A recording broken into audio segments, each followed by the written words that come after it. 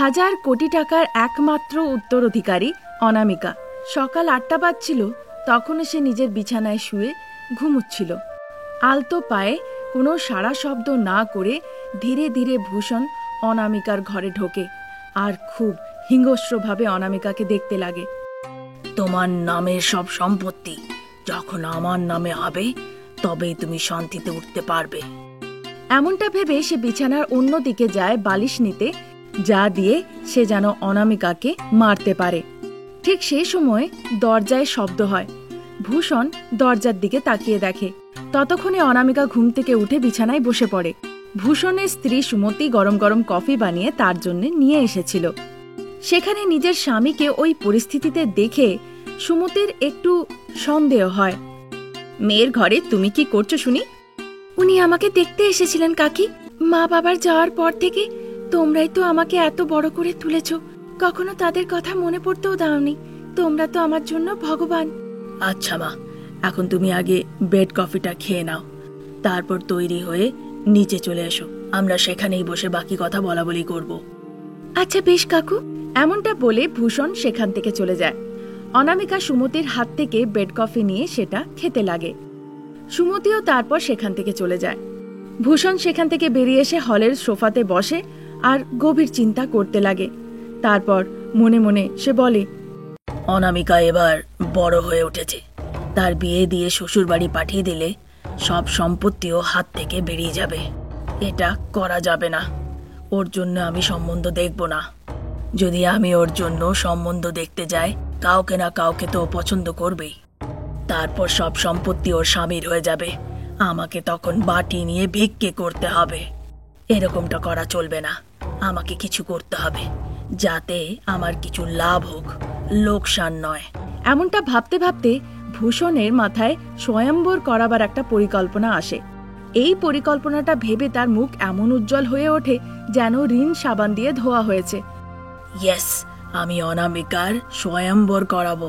সেখানে সততার পরীক্ষা নেব। কেউ জিততে আর পারবে না। তারপর আমি এমন কথা ছড়াবো যাতে মনে হয় যেন অনামিকার মধ্যেই ত্রুটি আছে। অনামিকা বাড়ি ছাড়া হবে আর সম্পত্তি পেয়ে যাব। এমনটা ভেবে সে খুব খুশি হয়। ততক্ষণে অনামিকা তৈরি হয়ে হলে চলে আসে। একে অপরকে দেখে, তারপর এসে ডাইনিং টেবিলে বসে। সুমতি তাদের দুজনকেই জলখাবার বেড়ে দেয়। অনামিকা, আমি তোমার স্বয়ম্বর রচাতে চাই। সেখানে যারাই আসবে তাদেরকে সততার পরীক্ষা দিতে হবে। ভূষণ যে কি বলল তার কথা সুমতি বা অনামিকা দুজনেই ঠিক করে বুঝতে পারে না। তাদেরকে দেখে তখন ভূষণ আবার বলে, আমি যেটা বললাম সেটা তোমরা বুঝতে পারলে না নাকি? সততার জন্য কি রকম পরীক্ষা কাকা? সততার পরীক্ষা। এই পরীক্ষাতে যে উত্তীর্ণ হবে তার মানে সে নিজের মনের সততা দিয়ে তোমার দেখাশোনা করবে, তোমাকে ভালোবাসবে। এটা শোনা মাত্রই অনামিকা লজ্জা পেয়ে নিজের জলখাবার ছেড়ে সেখান থেকে চলে যায়। ঠিক সে সময়ে শারদা আর প্রসাদ নামের এক দম্পতি, যাদের ৩০ বছরের একটি ছেলে রমেশ ছিল, তার বিয়ে নিয়েও তারা কথা বলছিল। মা, আমি অনামিকা নামের একটি মেয়েকে খুব মন থেকে ভালোবাসি, কিন্তু সে খুব বড় লোক আর আমরা একটা মধ্যবিত্ত পরিবার। শুধু তোমরা ভালোবাসো তাই তোমরা স্বীকারও করে নেবে, কিন্তু ওরা কখনোই স্বীকার করবে না। কিন্তু অনামিকাকে ছাড়া যে আমি আর কাউকে বিয়ে করতে পারবো না। আমি অন্য কোনো মহিলাকে ভাবতেই পারি না। তাহলে কি করি বল? যেভাবে ঈশ্বর অনামিকার সাথে দেখা করিয়েছে, মনে ভালোবাসা জাগিয়েছে, তিনিই কোনো না কোনো রাস্তা দেখাবেন।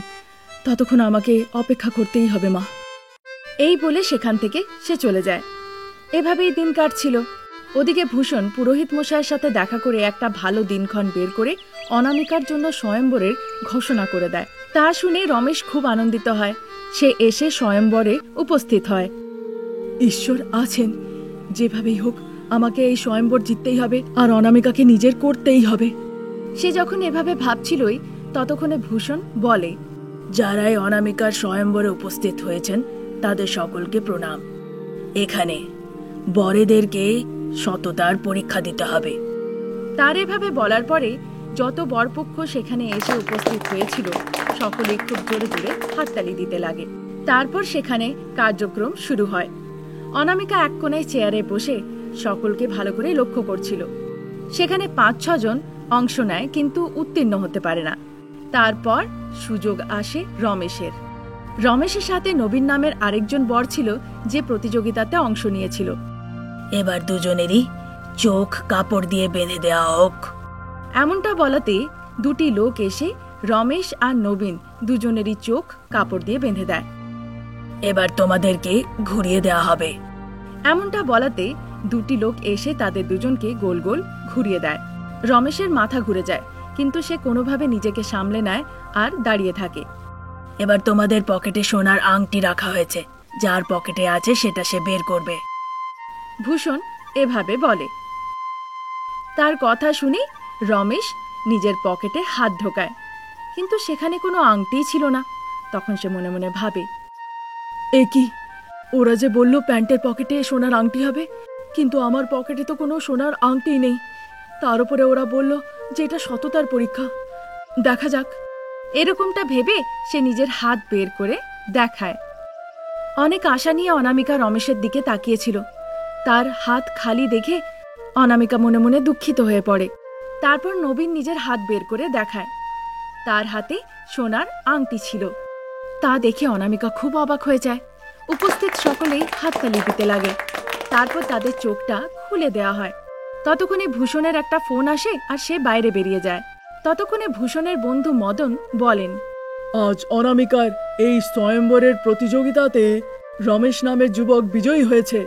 তার এই ঘোষণা শুনে ভূষণ ভেতরে ঢুকে খুব অবাক হয়ে যান, কিন্তু অনামিকা খুবই আনন্দিত হয়। যা, এই লোকটা আমার সব প্ল্যান নষ্ট করে দিল। এবার এই ছেলেটা অনামিকা সব সম্পত্তি নিয়ে চলে যাবে। এই নিয়ে ভূষণ খুব চিন্তিত ছিল। আমি যা বলছি খুব মন দিয়ে শুনবেন। এদের দুজনেরই পকেটে কোনো সোনার আংটি ছিলই না। রমেশ সৎ ছিল, তাই সে সত্যি কথাটা বলে দেয়। কিন্তু নবীন বেঈমানি আর স্বার্থ দিয়ে নিজের সোনার আংটি দেখিয়ে সে অনামিকাকে পাওয়ার চেষ্টা করে। যেহেতু এ সৎ নয়, তাই একে শাস্তিও দেয়া হবে। তা শুনে নবীন খুব কান্নাকাটি করতে লাগে। সে নিজের ভুলটা বুঝতে পারে, সে খুব দুঃখিতও হয়। অনামিকার স্বয়ম্বরে নিজের সততা দিয়ে রমেশ অনামিকাকে পেয়ে গেছে।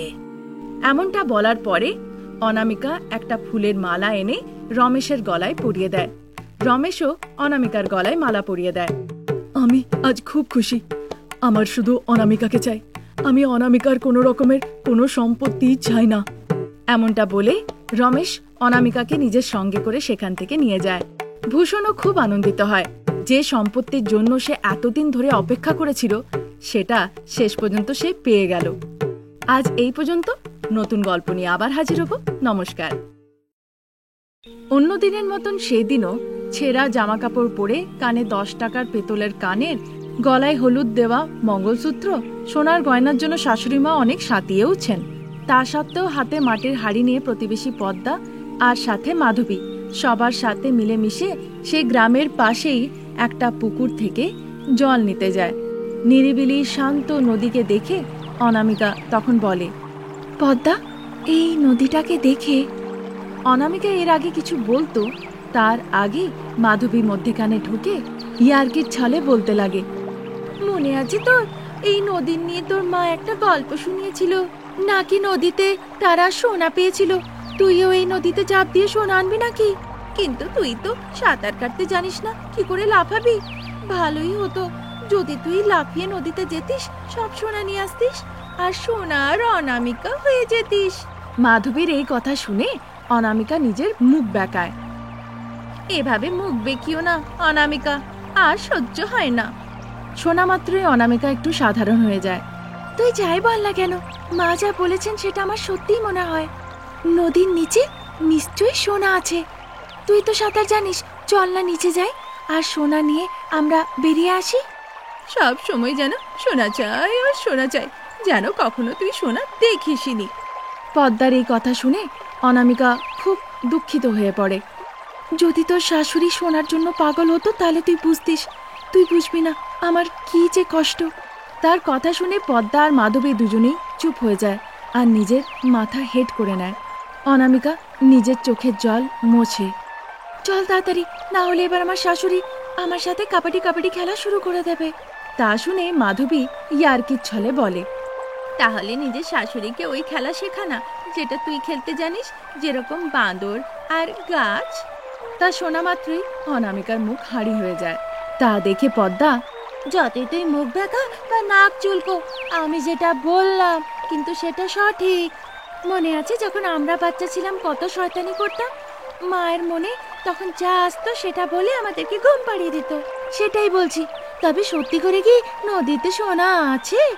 সবাই বলে মায়ের কথা শুনতে হয়, তার কথায় বিশ্বাস করতে হয়, তাই না পদ্মা?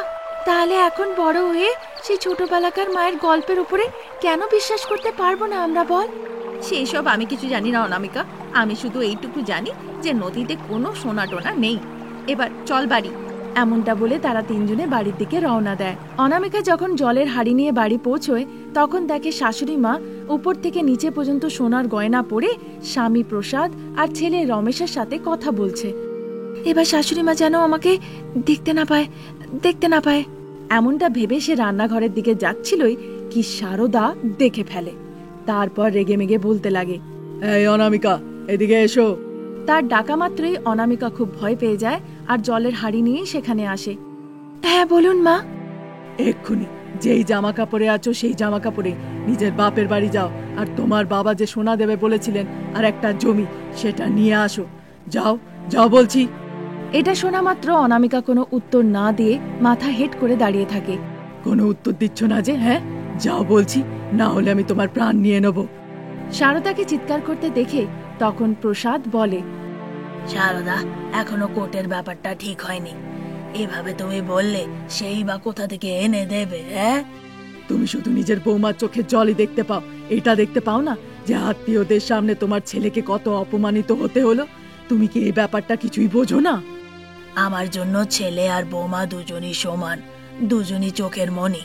আমি চাই না একটাও খারাপ হোক, দুটোই যেন ভালো থাকে। বিনা পণে বিয়ে করেছে সে। লোকেরা বলছে নিশ্চয়ই ছেলের মধ্যেই কোনো খুঁত ছিল, তাই ওভাবে সে বিয়ে করেছে। এসব কথা তোমার কানে ঢোকে না বুঝি? মোষের সামনে বাঁশি বাজানোর কথা শোনোনি নাকি? প্রসাদের কথাতে সারদার উত্তর না দিতে পেরে চুপচাপ সেখান থেকে চলে যায়। এদিকে রমেশ ও অনামিকাকে রাগের চোখে দেখে আর মায়ের পেছনে পেছনে চলে যায়। তা দেখে অনামিকা খুব দুঃখিত হয়ে পড়ে। শ্বশুর মশাই প্রসাদ এসে অনামিকাকে বোঝায়। তখন মধ্যরাত্রি, সারা গ্রাম ঘুমুচ্ছিল। অনামিকা রান্নাঘরে মাদুর বিছিয়ে শুয়েছিল। শাশুড়ি সারদা আর স্বামী রমেশ তার কাছে আসে। কোনো শব্দ না করে তারা অনামিকাকে জাগায় আর কোনো কথা না বলেই তাকে বাড়ি থেকে বের করে দেয়। তোমার শ্বশুর মশাই যতক্ষণ থাকবেন তোমাকে বাইরে পাঠাতে দেবেন না, ব্যাপারটা তিনি মেনে নেবেন না। তাই এখন বাপের বাড়ি যাও আর তোমার বাবা যা বলেছিলেন নিয়ে এসো।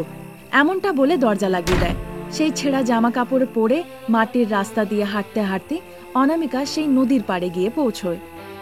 কষ্ট দিতে বাবার কাছে যেতে পারবো না, এখন তিনি নিজেই কষ্টে আছেন। এমনটা বলে সে নদীতে ঝাঁপ দিয়ে দেয়।